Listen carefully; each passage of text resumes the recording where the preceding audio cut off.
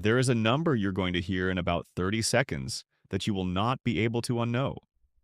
It is a number about time, about what happens to a life when money is left alone long enough to behave differently. And almost nobody explained it to you when you were young enough for it to matter most. But before we get to that number, let's talk about the version of you in your 30s. You finally have a salary that does not immediately apologize for existing. You have a real income. And yet somehow the math still does not work out the way it does in your head. The money comes in, the money leaves. The net result feels less like progress and more like a polite financial standoff. From the outside, you look like you should be fine. From the inside, your bank account is being held together by card taps, optimism, and the vague belief that next month will somehow be different. The worst part is not even the spending. The worst part is the quiet feeling that you are in your 30s now, and you should be further ahead than this by now. That feeling is not a personal flaw. That feeling is information. It means you can finally feel the gap between where you are and where your age says you should be. And if that gap feels uncomfortable right now, good. Stay with it. Because the reason that gap exists and the reason it is about to start closing are probably not what you think. Dan knows. He lived a version of this exact cycle for years. Let me show you what your life actually looks like if you start building real wealth in your 30s, because the math is going to change how you see this entire decade of your life. Most people think the 30s are too late. That is the first lie. The 30s are not too late. The 30s are the starting line that most people never even find. Here is why. If you start investing seriously in your 30s, you still have roughly 30 years before retirement. 30 years is not a consolation prize. 30 years is the runway that builds entire fortunes. The problem is that when you are 30, the number 30 feels like the answer to a math question you already failed.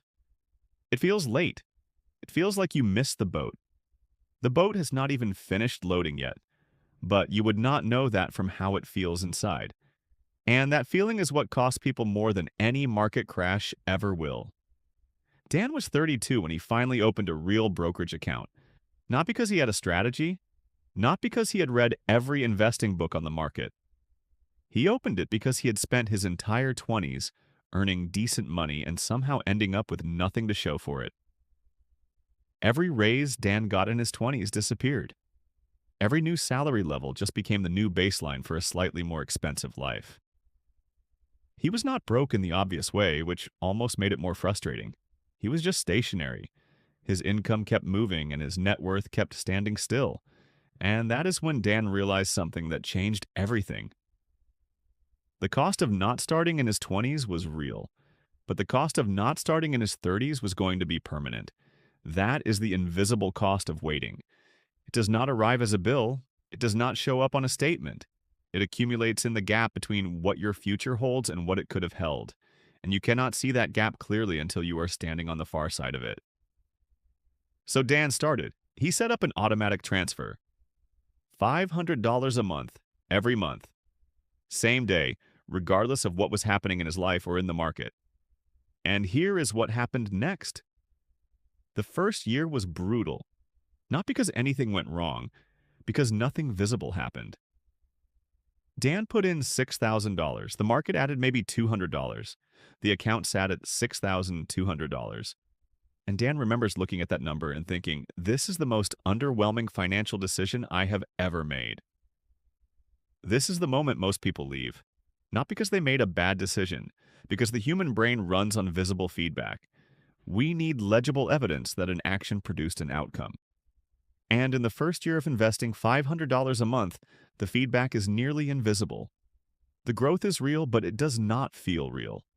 That gap between what is true and what feels true is where most financial futures quietly end. Dan almost quit. The only reason he did not was because he was too tired to cancel the automatic transfer. That is not discipline. That is laziness working in his favor for the first time in his life. Year 3. The account hit around $19,800. Something was different now in how the number read. It no longer felt like money Dan had saved. It felt like something that was operating without him.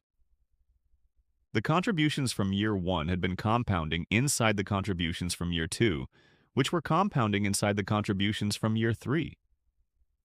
Each layer of capital had been in the market for a different duration and was growing at its own rate. The result was a balance that was climbing faster than the rate at which Dan was adding to it. There is a threshold you approach around this point, the moment when the account's annual return starts creeping toward your annual contribution. At $19,800 growing at roughly 7%, the account generates about $1,385 in a year. Dan was putting in $6,000. The returns were less than a quarter of his input right now, but watch what happens to that ratio over time. Every year the contribution stays flat. Every year the account gets larger. Every year the return produced by the account grows. Dan was not moving the finish line. The finish line was moving toward him. And then there was a question Dan did not think to ask at year 3. What would have happened to that money if he had spent it? Not the total. Not the $19,800. Just month by month. What did that $500 become when Dan chose not to keep it? A dinner here? A trip there? Items purchased and forgotten inside a year. The money that left has no record, no remaining value. The money that stayed has both. That contrast, invisible in month 1, was starting to become legible now. Year 5. The account crossed $41,000. Dan had put in $30,000 of his own money. The market and compounding had added $11,000 that Dan did not earn, did not negotiate for, did not trade hours to produce. $11,000 generated by the fact that money left in a growing market earns a return, and that return earns a return.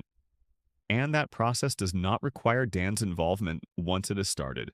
It requires only that he does not interrupt it. In year 4, the market fell sharply, not a small dip, a real drop. The kind that makes headlines, the kind that prompts people to call their financial advisors in a panic. Dan watched the account lose ground across several weeks. He did not sell. He did not pause the automatic transfer. He did nothing, which is the hardest possible action to take when a number you have spent 5 years building is moving in the wrong direction. The account recovered. It always has across every comparable historical period. But Dan did not know that with the certainty he needed when it was happening. He stayed anyway. That decision to hold while the number fell is the decision that separates the people who build something from the people who only participate when it is comfortable. Comfort is not a financial strategy. It never was. At $41,000, the account stopped feeling like a savings account. It started feeling like infrastructure. Dan could feel the difference between the weight of $41,000 working for him and the weight of nothing. The difference was not in the bank balance. It was in how Dan thought about risk, about time, about what money was actually for. Year 10. Dan was 42. The account crossed $96,000, and that threshold matters more than it should and exactly as much as it does. Below it, the account felt like a vehicle, a savings mechanism, something Dan was filling up. Above it, it started to feel like a system, a structure with enough mass that it behaved differently. The returns in a strong year now approached $7,000. Dan's annual contribution was still $6,000. The account was generating, for the first time, more in a single year than Dan was putting into it. This is the crossover point, the moment when the capital already inside the account becomes a more significant driver of growth than the new money Dan was adding. Dan was still contributing the $500 every month. He did not stop, but the mathematical reality had shifted. The account was no longer waiting on Dan. It was running ahead of him. Dan also ran a number he had never run before. He calculated what he would have accumulated if he had started 5 years later, at 37 instead of 32. Same contribution, same rate of return, same discipline. The difference was approximately $58,000. $58,000 is the price of 5 years of delay. It does not appear on any bill. No one sends an invoice. But it is real and it is permanent, and there is no version of year 30 in which Dan gets it back. Year 15. Dan was 47.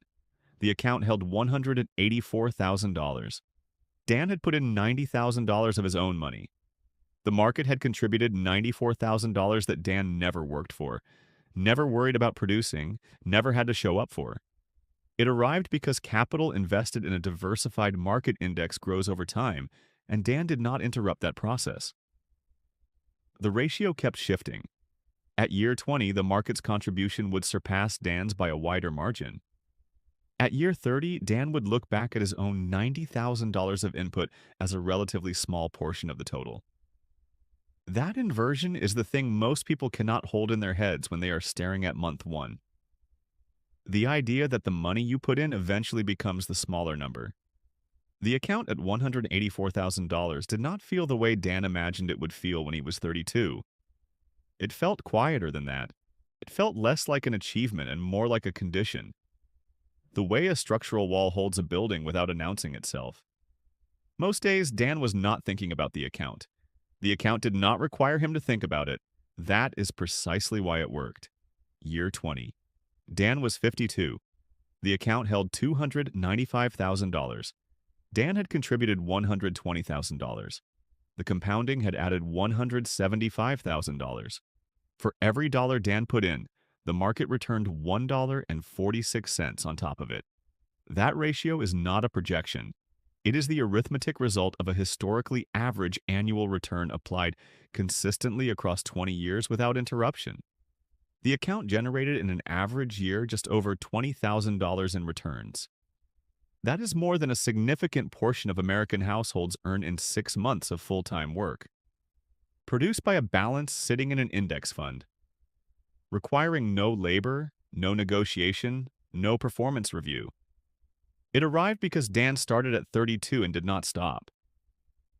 That year, Dan's city went through a period of economic anxiety. Layoffs, shuttered storefronts, the kind of ambient financial dread that spreads through a community and finds everyone eventually. Dan felt it. He was not immune to context, but something was different in how he felt it. Dan was watching from a position that did not exist 20 years ago. The dread had less grip when there was a foundation underneath it. The $500 never changed. Dan earned considerably more by year 20 than he did at year 1, but the contribution stayed fixed. The difference between what Dan earned and what Dan spent improved. The $500 did not move because the system that the $500 was part of was already working. Dan did not fix something that was not broken. Year 30. Dan was 62. The account held $543,000.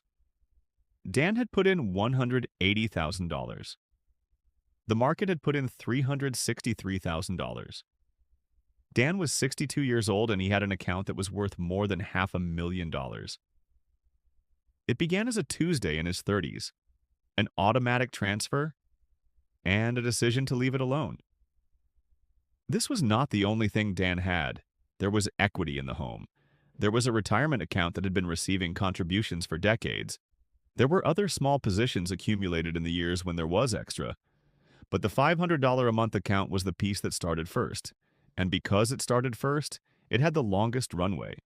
And the longest runway produced the largest share of what compounding added.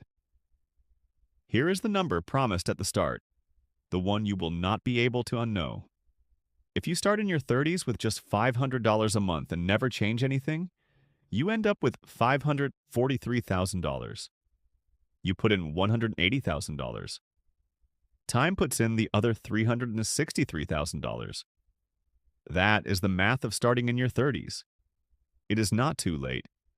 It is the exact moment the math starts working in your favor if you let it. Dan thinks sometimes about the version of himself that did not start.